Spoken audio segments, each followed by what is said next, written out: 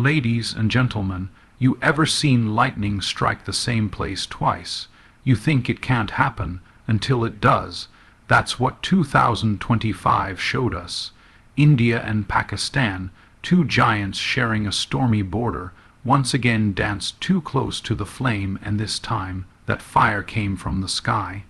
In the unforgiving theater of international conflict, strategy is often the difference between symbolism and consequence.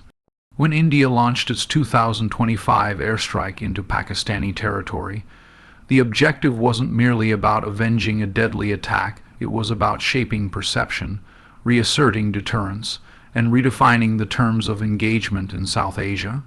This wasn't the first time India responded militarily to provocation, but it was the first time it did so with such speed, clarity, and technical precision in the digital age.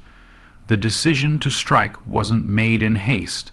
It was the result of months of careful policy recalibration. The Indian leadership had watched the region's security environment shift dramatically. China's growing influence in Gilgit-Baltistan, the Taliban's resurgence in Afghanistan, and renewed tensions in the Indian Ocean had reshuffled the strategic deck. India needed to demonstrate that it wasn't just a regional power playing defense, it was a nation capable of imposing costs, swiftly and surgically. At the heart of this strategy was the concept of preemptive deterrence. Not mere retaliation, but a doctrine of calculated dominance, one that uses limited military force to prevent future escalation. The 2025 airstrike was designed not only to destroy a specific target, a cross-border militant launch pad protected by layers of terrain and tribal allegiance, but to send a crystal clear message. India would no longer operate within the old framework of strategic restraint. The nation's threshold for tolerance had changed. From now on, red lines would not only be drawn, they would be enforced. But deterrence is a double-edged sword. For every move India made to assert control, Pakistan interpreted it as a threat to its own strategic calculus.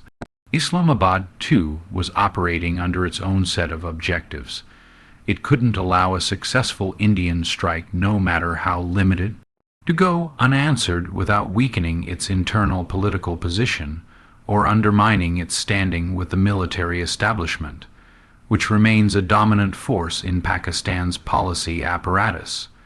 Responding wasn't optional, it was existential.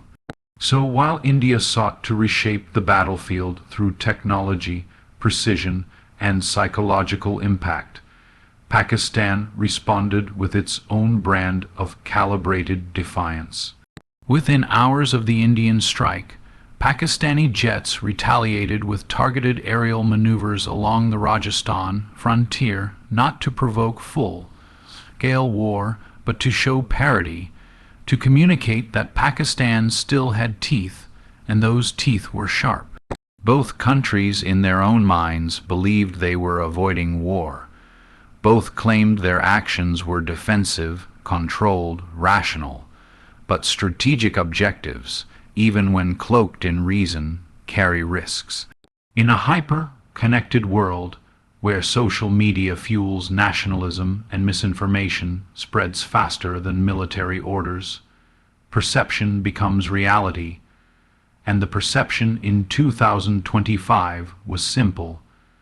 Escalation was not just possible, it was already underway. Beneath the layers of missiles and messaging was another motive: electoral timing. In both capitals, political calculations were at play. National leaders understood that strength sells, especially during times of fear. By showing resolve, they could consolidate political capital, rally the base, dominate headlines. The airstrike, therefore, became more than a military maneuver. It became a narrative weapon, a symbol of sovereignty, control, and masculine governance in two fiercely proud nations. In retrospect, the strategic objective was achieved only partially. India sent its message, Pakistan returned its own, the world took notice, but the deeper goal, long-term deterrence and the prevention of future attacks, remains uncertain, because in the end, the strongest weapon in modern conflict isn't a jet or a bomb. It's the ability to control escalation, to define victory not in destruction, but in discipline. And in 2025, that lesson is still being learned one move at a time. In the 2025 airstrike exchange between India and Pakistan, the battlefield wasn't just defined by borders or boots on the ground, it was transformed by the sheer force of technological evolution. For the first time in South Asian military history, a conflict was not only fought in the skies, but also in the invisible realm of algorithms, satellites, and cyber signals. This wasn't just an airstrike. It was a real-time demonstration of how warfare has entered the age of digitized dominance. Both India and Pakistan came into this conflict having spent years modernizing their defense capabilities, but in different ways. India had invested heavily in artificial intelligence, backed surveillance, fifth-generation fighter jets, and drone warfare. It had partnered with global tech powers for satellite imaging, cyber, defense infrastructure, and autonomous aerial systems. In contrast, Pakistan had focused on asymmetrical tactics, cyber sabotage, signal jamming, and a decentralized drone program powered by both indigenous technology and foreign collaborations. When the airstrike was launched, the first weapon deployed wasn't a missile, it was data. Hours before the jets lifted off from Indian airbases, satellites passed over the suspected terror site in Muzaffarabad. High-resolution thermal imaging, powered by AI analytics, confirmed unusual patterns of movement, flagged hidden bunkers, and identified key communication points. Machine learning algorithms cross-referenced months of chatter from intercepted calls, dark web forums, and regional traffic logs. By the time the strike plan was approved, India had a 360-degree digital map of its target zone, accurate down to vehicle type and guard rotation schedules. The operation itself was a marvel of precision warfare. Indian drones, both surveillance and combat class, entered the airspace moments before the manned fighters. Using swarm coordination, they jammed local radar, deployed decoys, and transmitted real-time visuals to the control room in New Delhi. The Tejas Mark II fighter jets, equipped with smart munitions, used terrain, hugging flight patterns to avoid detection. The actual strike took just under 8 minutes, but every second was choreographed by satellites, algorithms, and ground-based AI inputs. But war, like technology, doesn't favor just one side. Pakistan's response was equally digital, equally swift. Within minutes of detecting the Indian incursion, it activated Project Shaheen, a cyber military defense grid developed to counter aerial threats using real-time signal triangulation and drone interception. While their radar systems struggled with India's stealth formations, Pakistani cyber units focused on disabling command links. One Indian drone lost communication and crashed near the border, the result of signal jamming so sophisticated that Indian analysts later admitted it had bypassed 3 layers of encryption. Pakistan also launched retaliatory strikes using its own UAV, smaller, more agile models capable of slipping through radar shadows. These drones didn't carry large payloads. They carried cameras, collecting visuals of Indian installations and feeding them to propaganda arms faster than news outlets could verify. In this war, optics mattered almost as much as firepower. And while the skies flared with military hardware, the cyber battlefield raged quietly beneath the surface.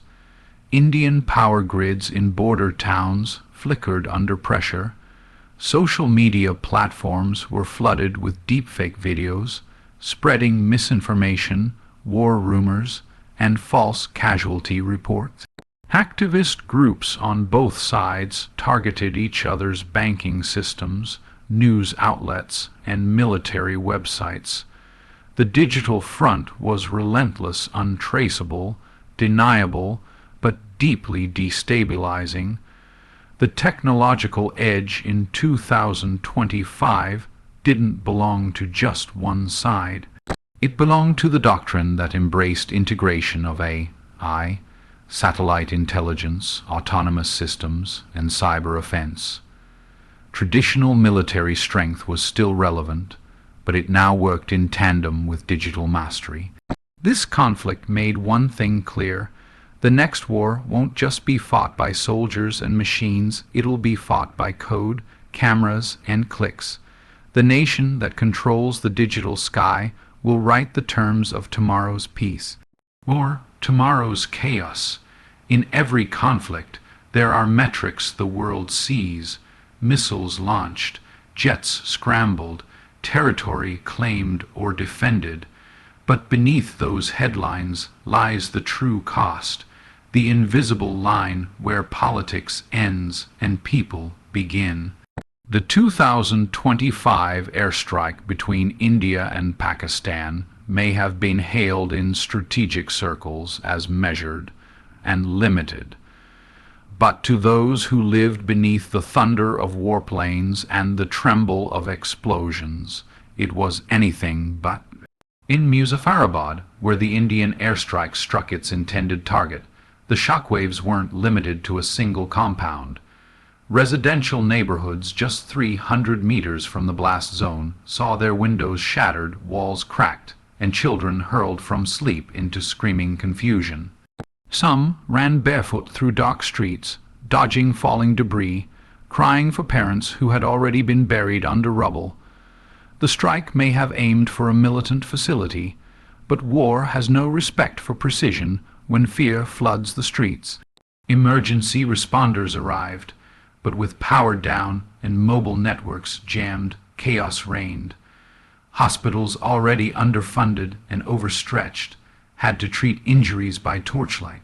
Makeshift triage centers were set up in school buildings where the wounded lay on desks still etched with arithmetic homework. On the Indian side, the cost was no less severe, just different. Following Pakistan's retaliatory drone strike near Rajasthan, a border village woke to the deafening roar of explosions in its fields. Though the strike missed military infrastructure, it hit irrigation equipment and livestock pens, leaving farmers without crops, children without milk, and families without means. A 9-year-old girl named Ronnie lost her brother when a debris fragment tore through their roof. She told a local reporter, "I thought it was a thunderstorm. Then I saw him bleeding, and I couldn't stop it. That's not a casualty figure. That's a shattered life." Psychological trauma blanketed entire communities like smog. In cities far from the border, air raid sirens wailed, some real, some triggered by software glitches or paranoia.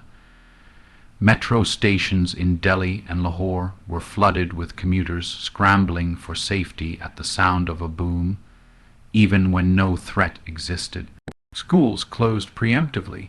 Exams were postponed. In Karachi, students held candlelight vigils while others tore down embassy flags in rage. In Mumbai, lines at pharmacies swelled as parents sought anxiety medication for children too scared to sleep. The war wasn't just in the skies. It had wormed its way into the minds of millions, and then came the invisible wounds, the ones caused by misinformation. Social media was a weapon of its own. Videos of explosions were recycled and misattributed, sometimes inflating death tolls, sometimes falsely blaming civilians for harboring militants. In both countries, minorities found themselves targeted by online hate. Mosques and temples were vandalized in tit-for-tat aggression. The fabric of society, already fragile, began to fray. Families of soldiers lived in limbo, glued to television tickers, waiting for confirmation that their sons, husbands, and daughters were safe. Some received knocks at the door that ended in silence.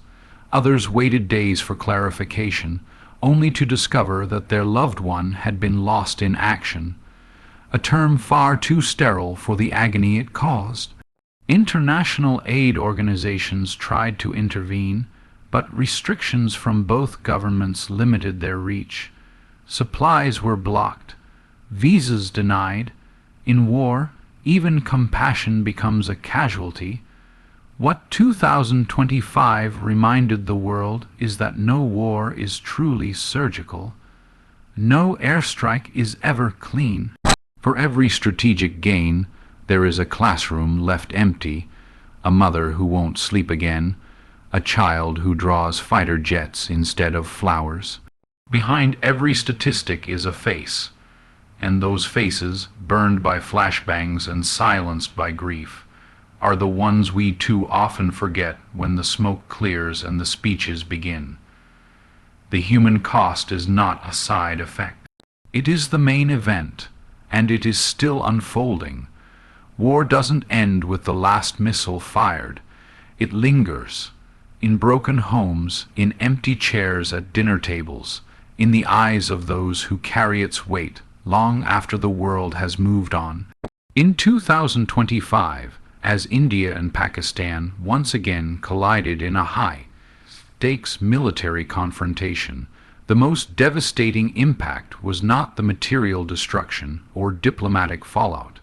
It was the human cost, the slow, silent suffering of ordinary people caught in a storm they never asked for. In the early morning hours, when the Indian Air Force struck what they claimed was a terrorist training facility near Muzaffarabad, it wasn't just militants who felt the explosion. It was schoolteachers preparing for their day. It was children still asleep under threadbare blankets, though Indian officials emphasized the use of precision, guided munitions. Precision cannot account for proximity. The compound was just a few hundred meters from residential structures. A wall collapsed on a family of 6. 2 children were killed instantly. Their mother, injured and unable to speak, later died from internal bleeding at a hospital, unequipped to handle mass casualties. She was 31. In the same neighborhood, a young boy named Assad lost his leg to shrapnel. He was playing with a football in a courtyard when the blast hit. Now he stares through the hospital window, confused not only about what happened but why it happened to him. There was no target on his back, no uniform on his chest, just a ball at his feet. The impact didn't stop at ground zero. As air raid sirens sounded across Pakistan's northern regions, thousands fled their homes in panic, unsure if more strikes were coming. Many of them were already displaced by past conflicts or climate disasters. Now they joined a growing wave of internal refugees, families with no shelter, no food, and no sense of what tomorrow would bring. On the Indian side, after Pakistan's retaliatory strike near the Rajasthan frontier, the damage was felt in smaller villages with little infrastructure and even less defense. A small rural clinic was destroyed in the blast. The local doctor, the only one for miles, was killed. He had stayed behind to tend to the elderly, believing the war wouldn't reach his doorstep. His daughter, a medical student in Delhi, learned of his death through social media. She returned to find only ashes. These aren't just collateral effects. They are the core truth of any modern conflict. Despite technological advances, there is no such thing as a clean strike. Shockwaves ripple through homes, relationships, communities. Markets shut down, schools go quiet. Fear becomes an everyday routine. Mental health also became a silent battlefield. In both India and Pakistan, counseling hotlines saw a spike in calls from people reporting panic attacks, insomnia, depression. Children, particularly those near border zones, began displaying signs of PTSD. They drew pictures of jets, bunkers, and blood. Parents found themselves whispering lullabies under candlelight, not to comfort, but to drown out the distant hum of drones overhead. And while bombs tore through buildings, misinformation tore through communities. Social media brimmed with false reports, exaggerated casualty numbers, and communal blame. People turned on each other. Mobs formed. In Delhi and Lahore, religious minorities faced threats, their homes vandalized in a surge of misdirected rage. Trust between neighbors dissolved under a haze of rumor and nationalism. Aid workers faced their own set of challenges. With cross-border tensions high, international organizations struggled to gain access. Bureaucracy stalled relief efforts. Supplies were blocked at checkpoints. Politics overtook compassion. In the end, war always writes its legacy in human pain, not in military communiques or press briefings, but in the lost voices, the broken futures, the unanswered questions that echo long after the jets are gone. The real battlefield wasn't in the sky. It was in the hearts of those left behind. And in 2025, that battlefield remains scarred. As the dust settled over the contested skies of South Asia in the wake of the 2025 India-Pakistan airstrike incident, the world watched, first with shock, then with urgency. International response didn't arrive as a unified cry for peace, but as a fragmented chorus of concerns, condemnations, and calculations. Because while the world feared escalation, it also measured every word, every sanction, every statement through the lens of geopolitical self-interest. In the immediate aftermath of India's strike on the alleged militant compound near Muzaffarabad, global headlines lit up with phrases like strategic retaliation, preemptive defense, and controlled escalation. But behind closed doors, world leaders weren't so measured. Within hours, the United Nations Security Council called for an emergency closed-door session. The atmosphere was tense, not just because two nuclear powers had exchanged strikes, but because old alliances and new rivalries were all entangled in the region's future.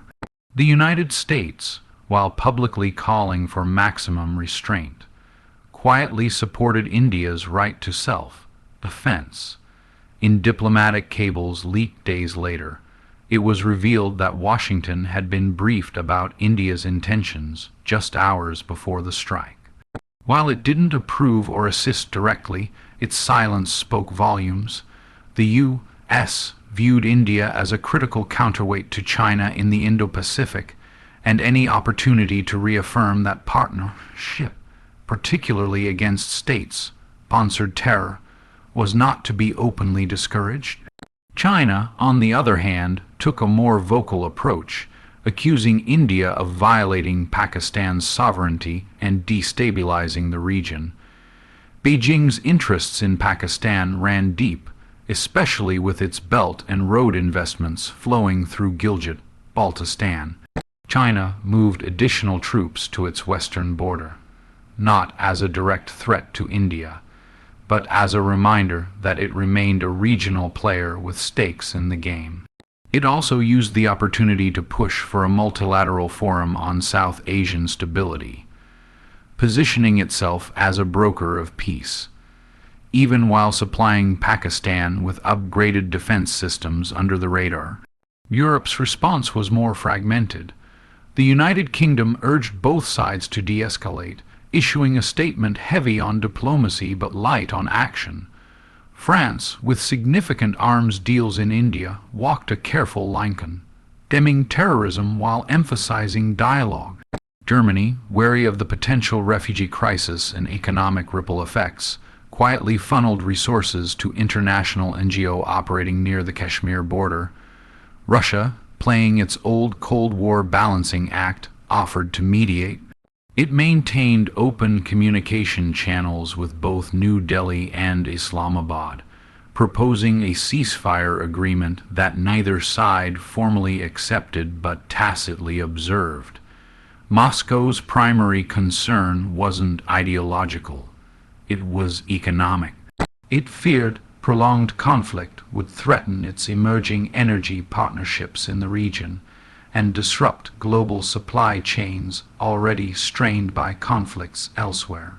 International humanitarian organizations, including the Red Cross and Médecins Sans Frontières, faced bureaucratic obstacles as they tried to access conflict zones.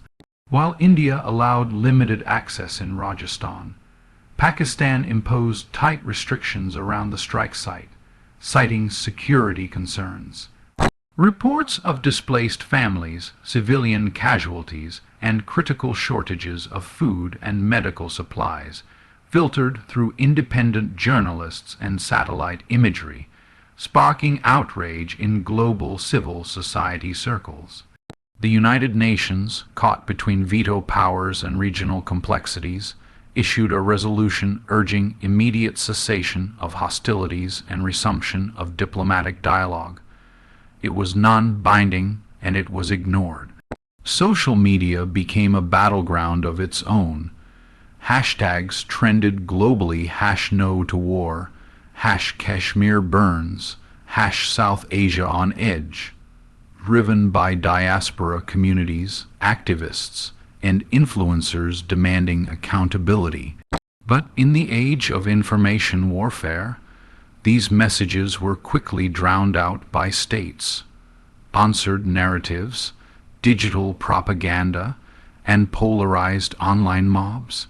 The international response to the 2025 airstrike revealed something stark. While the threat of nuclear war still sends shivers down the global spine, the will to prevent it remains entangled in power games, economic interests, and the theater of diplomacy. The world may have wanted peace, but not at the cost of its position, and in that vacuum of courage, the silence between the sirens became the loudest message of all. In the aftermath of the 2025 India-Pakistan airstrike, the world found itself at a moral crossroads.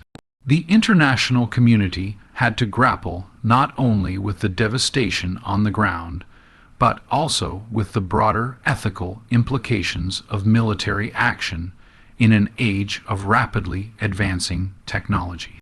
The lines between justifiable defense, retaliation, and the escalation of violence became increasingly blurred.